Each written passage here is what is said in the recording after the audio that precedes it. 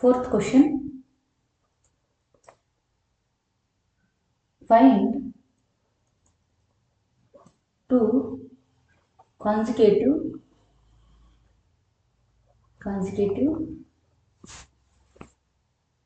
positive integers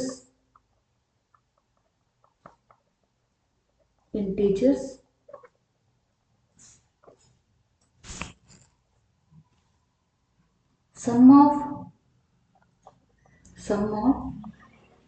whose squares is 365.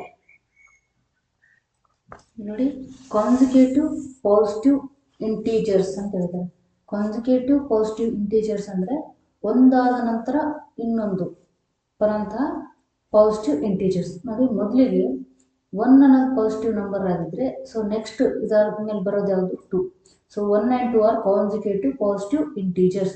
ಮೊದಲ number ಏನಾದರೂ 2 ಆಗಿದ್ರೆ ನೆಕ್ಸ್ಟ್ ಬರೋ ನಂಬರ್ ಯಾವುದು? 3. So these 2 are consecutive positive integers.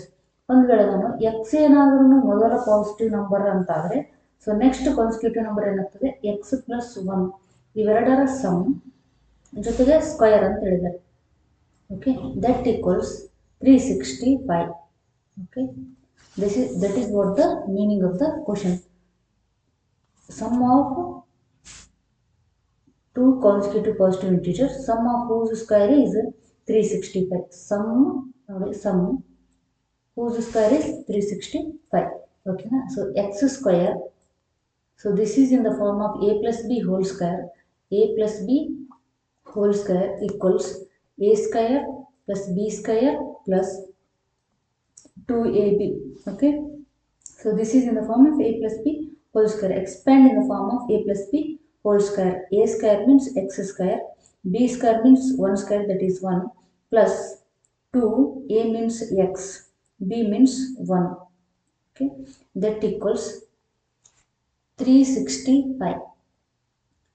X square plus x square, 2x square plus 2 into 1, 2x, 2x plus 1. So if you bring this 365 to this side, it becomes minus 365 equals 0. Okay, 2x square plus 2x minus 364 equals 0. Now this is in the standard form of quadratic equation. Now factorize this quadratic equation to get two positive integers. Okay, so factorize ಏನು ಮಾಡೋಣ? Middle ಟರ್ಮ್ನ split ಮಾಡಿ. Okay, so first and last ಟರ್ಮ್ನ product ಏನಾಗ್ತದೆ? 364 into 2 ಎಷ್ಟಾಯ್ತದು? 728. ಈ 728ನ prime factorisation ಮಾಡಿದ್ರೆ 728. Okay, so unit digital 8 ಇರೋದ್ರಿಂದ 2 ಇಂದ ಡಿವೈಡ್ ಆಗ್ತದೆ. 2 3s are 6, 1 remains, and 2 6s are 12, and 2 4s are. Okay, again unit digital 4 ಇರೋದ್ರಿಂದ 2 ಇಂದ ಡಿವೈಡ್ ಆಗ್ತದೆ. 2 1s are 2, 2 8s are 16, 2 2s are 4. again 2 ಇಂದ ಡಿವೈಡ್ ಆಗ್ತದೆ, ಯಾಕೆಂದರೆ ಯೂನಿಟ್ ಡಿಜಿಟಲ್ 2 ಇದೆ. So 2 9s are 18, and 2 1s are 2. ಇದು 7 ಇಂದ ಡಿವೈಡ್ ಆಗ್ತದೆ. 7 1s are 7, 2 remains, 7 3s are, and 13 1s are. ಓಕೆನಾ, 13 1s are. ಸೊ 728ನ ಪ್ರೈಮ್ ಫ್ಯಾಕ್ಟರ್ಸ್ ಆಗಿ ಪ್ರಾಡಕ್ಟ್ ಆಫ್ ಪ್ರೈಮ್ ಫ್ಯಾಕ್ಟರ್ಸ್ ಈ ಥರ ಬರೀಬೋದು. ಈಗ ನೋಡಿ, ಈಗ ಗ್ರೂಪ್ ಮಾಡಬೇಕು ಈ ಪ್ರೈಮ್ಗಳನ್ನ. ಯಾವ ಥರ ಅಂತಂದರೆ, ಅವುಗಳ ಸಮ್ ಅಥವಾ ಡಿಫ್ರೆನ್ಸ್ ಏನಾಗಬೇಕು? 2 ಆಗಬೇಕು. ಪ್ರಾಡಕ್ಟ್ ಏನಾಗಬೇಕು? 728 ಆಗೋ ಥರ ಗ್ರೂಪ್ ಮಾಡಬೇಕು. ಯಾವ್ಯಾವ್ದು ಗ್ರೂಪ್ ಮಾಡಬೇಕು ಅಂತಂದರೆ ನೋಡಿ, 2 2s are 4, 4 into 7 ಎಷ್ಟಾಯ್ತದು? 28. ಓಕೆನಾ, ಅದೇ ಥರ 13 into 2 ಎಷ್ಟಾಯಿತು?